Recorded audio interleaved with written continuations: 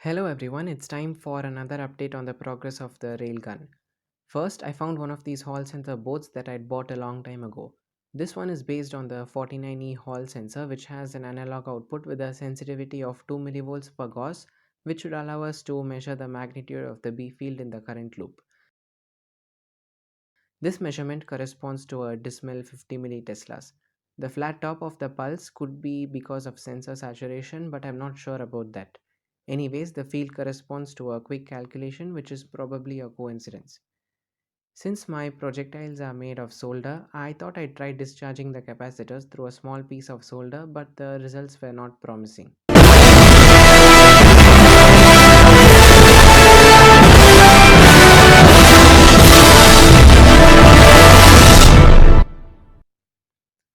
The good news, however, is that I finally got the graphite powder.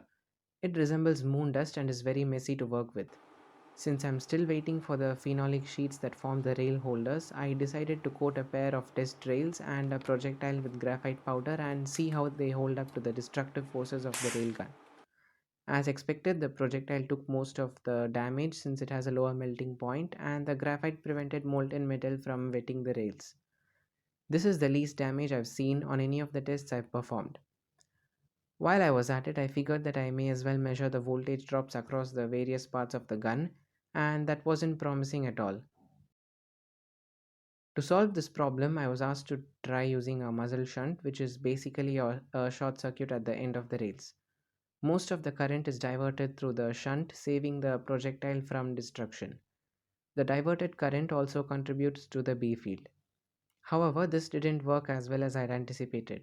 This was because the shunt had a resistance that was too low. Using a carefully calculated value, I was able to get 150 volts across the breach, which is the highest I've gotten so far. I suppose I'll be able to get a little more if I shorten the cables, but the real solution is to use something called Litz wire, which is basically a bunch of thin, isolated copper wire bundled together, optimized for high current carrying capacity at high frequencies. Another problem is that the electronics consumes too much current. At this rate, the battery would drain in about 4 hours. I have already come up with an over-engineered 555 timer circuit.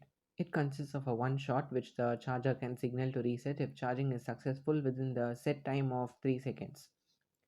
The trigger pulse generator is powered by this PFET, which turns on only when charging is done and turns off after the second trigger pulse. This reduces current to 9 milliamps, which increases to 17 milliamps with the trigger section powered. This circuit has a few bugs and a glitchy timer, and I don't want to know if I can fit it into a small board like this. All of this madness can be replaced by this. Whoops, wrong product. This is the real deal. So I finally gotten around to playing with the STM32, and I can tell you that it's a lot better than the Arduino. It takes a little setting up and a few lines of cryptic code to make an LED blink, but it's pretty well documented. With a 72 MHz internal clock and a 32-bit word length, there's not much this little beast can't do.